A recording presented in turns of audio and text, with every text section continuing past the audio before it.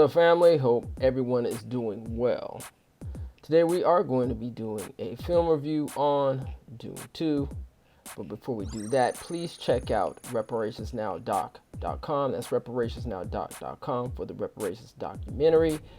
And you can also go to Tubi to check it out there as well. And if you haven't seen the review we did on Will Smith in the movie Emancipation, please check that out. Also right here on Emin the Mass Media Group. Let's get busy. The movie was written and directed by Denis Villeneuve and based on a book by Frank Herbert. Now, for those who don't know, the movie, or actually originally the novel, was inspired by the dunes in Oregon, also known as Oregon Dunes. There was an article written by the BBC, so let's go ahead and read it. Frank Herbert was born in Tacoma, Washington, about 6 hours north of Florence. As a young man, he swam in the Puget Sound and rambled in the lush forests of the Pacific Northwest, an experience that instilled a deep admiration and concern for the natural world. He worked for a time as a newspaper editor in San Francisco and began writing science fiction stories in the early 1950s. Spinning fables from his eclectic interests in religion, sociology, psychology, and more. Herbert was drawn to esoteric niches of science, and around 1953, he'd become fascinated by dunes, which were like rivers of sand, he said in a later interview. When he learned of the terraforming project in Oregon, he traveled to the coast to see it for himself. When Herbert arrived in Florence, he flew over the scalloped dunes in a small plane and talked with the scientists on the ground. They told him how they were planting grasses along the dunes near the ocean to stabilize the sand and build up a living bulwark. The SCS had been nurturing beds of beach grass around the town, hoping to eventually eliminate the sand entirely and make the coast a lush haven of forests and fields of crops. Just south of the town of Florence, Oregon, a strip of sand dunes stretches between the Pacific Ocean and a thick forest of pines and spruces. These shifting hills are constantly reforming. Ridges last mere days. Entire mountains of sand melt away and reform each year. It's said that you cannot step in the same river twice. Here, you cannot walk the same dune twice either. Speaking of Oregon, did you know Oregon had sundown towns? In U.S. history, Sundown Town is a town that excluded non-white people, most frequently African Americans, from remaining in town after sunset. More generally, Sundown Town is used to describe a place where the resident population was, through deliberate action made for enforcing such racial segregation, ranged from episodes of collective violence, such as public lynchings, to ongoing housing discrimination enacted via exclusionary covenants that prevented black people from owning property. Most sundown towns arose between 1890, after the Reconstruction era ended, and 1968, when the Fair Housing Act prohibited racial discrimination in the sale, rental financing, or advertising of housing. Sundown towns coincided with a period in which black Americans lost rights that had been gained immediately following the American Civil War between 1861 and 1865. The term sundown town originated in the numerous signs that were posted at the limits of such towns warning African Americans, quote, "Don't let the sun go down on you in blank," end quote. And I believe the blank means wherever the town is. According to an Oregon Humanities article titled Just People Like Us, on February 2nd, 1911, the Medford Mail Tribune reported that all but 173 of Jackson County's 25,756 people were white, listing the others as, quote, 56 Negroes, 5 Indians, 84 Chinese, and 28 Japanese, end quote, noting that this demography reflected that of the state as a whole. The story concluded, hence Oregon leads the states and is politically, as well as racially, a white man's country. That regional racial identity was reinforced in the year leading up to World War II. The Ku Klux Klan was active in Jackson County and Medford, Ashland, and Grants Pass were widely known as, quote, sundown towns, end quote.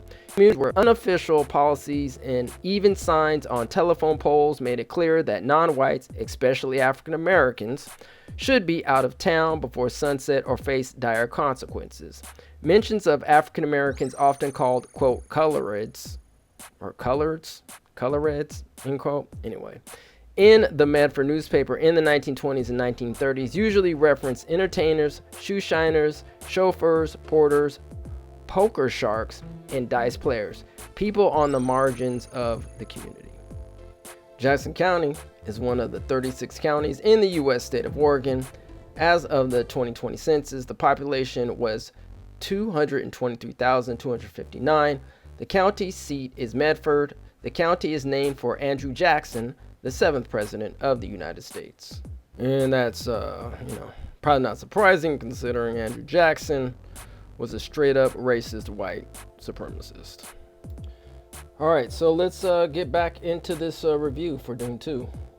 All right, so Dune 2 stars Timothée Chalamet, who is the leading actor, along with Zendaya, who is the leading actress, Rebecca Ferguson, Florence Pugh, Stellan Skarsgård, Christopher Walken, Javier Bardem, Dave Bautista, Josh Brolin, Austin Butler, Stephen McKinley, and Léa Seydoux.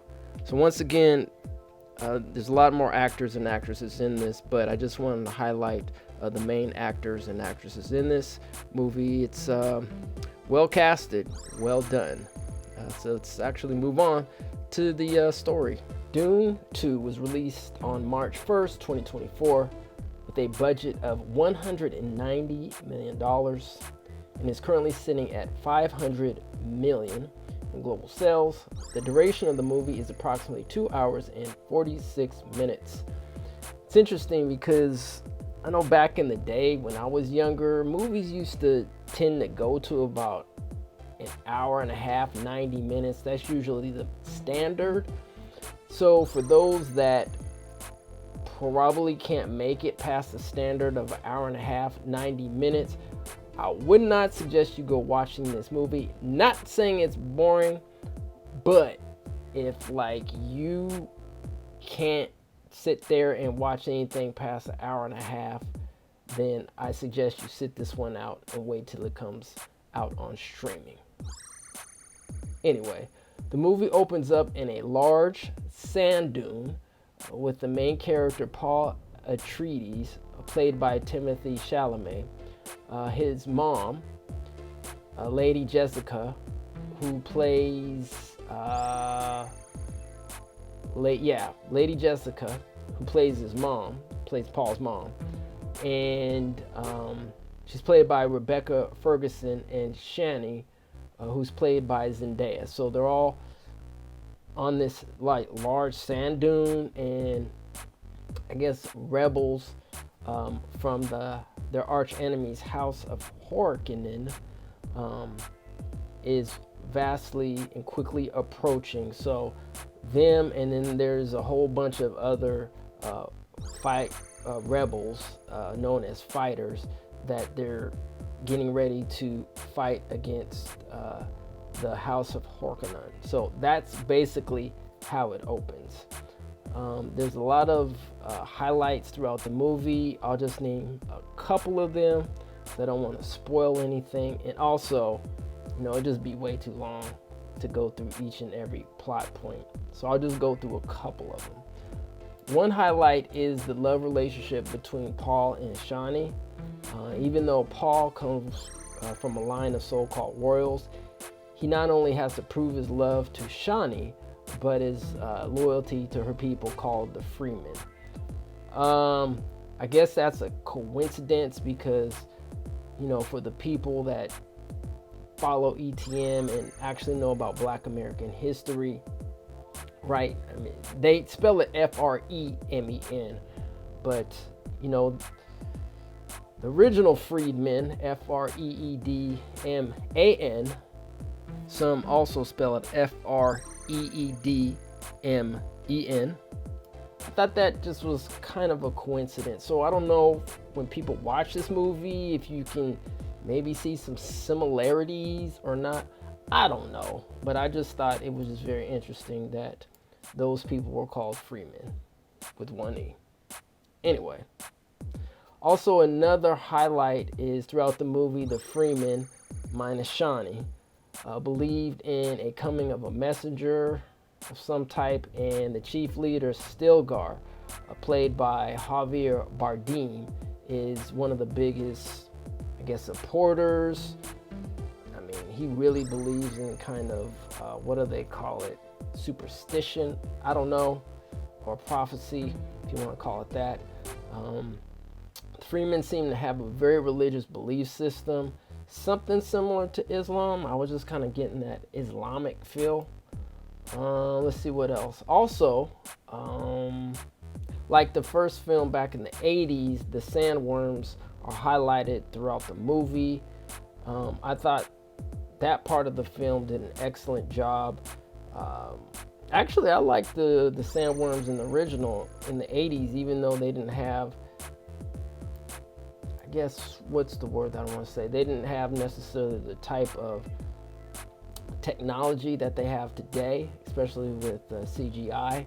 But they rocked it back in the 80s. Now, the original 80s movie, I was not a fan of it. I gotta admit, I was super bored. But this movie, Dune 2, definitely there was a good balance between action and drama. And also, there's that blue stuff known as the spice that supposedly gives human beings insight, in particular women. There's a high chance if men drink the spice, they would die. So Paul ends up drinking the spice. I guess he was having some kind of prophetic views or something, premonitions, I don't know. And so he took the spice and he almost died. But Shawnee saved his life by mixing one of her tears. I don't know if they called it like desert water or desert flower water. Don't quote me. Do not quote me, please. But anyway, she wiped one of her tears, mixed it in with the blue stuff known as the spice, and put it in Paul's mouth, and he ends up resurrecting. That was a very interesting scene. The fighting scenes were great, especially the fight scene at the end between Paul and what ended up being his cousin, Feud Rautha, played by Austin Butler. Dude was a little psychotic, a little freaky, but excellent character. I mean, Austin Butler pulled that role off really well, but that was an excellent fight scene. The scene was prompted by a challenge from Paul to take the throne from Emperor Shaddam. I guess it's 4? Yeah, I think it's 4. Played by Christopher Walken of the House of Harkonnen, who I guess at one point was involved in Paul's dad getting murdered. And so basically Paul was end up seeking revenge. Paul also asked for the daughter of Christopher Walken's character, Saddam for his wife as in marriage. I thought that was very interesting. Don't quote me, but I think it was somehow to unite the nations or something. Anyway, Shawnee actually wasn't very happy about this. I know there was a scene at the end where everybody bowed down to Paul when he defeated his cousin, Feud Rautha. Once the emperor also bowed down, then everybody bowed down, and Shawnee was like, I ain't bowing down to nobody, no thank you, and I'm out. So she ended up bouncing at the end on one of those big sandworms, and then I believe the movie ended off of that. But it's definitely a movie that's setting up for what I think is going to be called part 3. And part 1, don't quote me, I think it came out in like 2021, so this was in 2024, and I think they'll probably end up wrapping it up with the trilogy. I don't know when they're going to shoot it, didn't look it up, when the next production may be, who knows. But anyway, they're definitely setting it up at least for a part 3.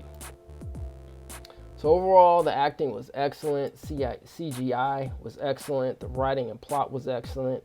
I actually didn't fall asleep. Now, sometimes I do fall asleep in those movies. I'm not going to front. I try to stay awake. But hey, I stayed awake throughout the whole movie, so it was a good movie. Let's see what else. If you like action dramas and a lot of sand, there's a lot of sand, definitely go see it. Or, if you don't want to go see it, pay your money at the theater, then definitely wait till it comes out to a streaming service. I'd probably give this a 4 out of 5 stars. It was excellent. I at first was a little hesitant to go watch it and go see it. I did go see it with my son, and he's like, "Hey, Dad, let's go check it out." I was like, "It looks okay." But he's like, "Yeah, I heard some good reviews on it." So I was like, "You know what?" Or some actually were kind of mixed reviews, to be honest with you, but the majority of views were excellent reviews. So I was like, okay, I'll go see it. But anyway, I do highly recommend it. 4 out of 5 stars. So that's basically my review. I don't want to give away too much, but definitely, as I said before, if you like action dramas and so forth, definitely go see this one. Anyway, thanks for your time and support. As always, we appreciate you. Don't forget, Sundays at 10 a.m., we have the Road to Reparations program right here on Emenda Mass Media Group, your #1 source for reparations and news. Please like, share, and subscribe. And don't forget to hit that bell to get notifications and reminders when we post things on this platform and also when we go live. Everybody take care. And on that note, peace and reparations.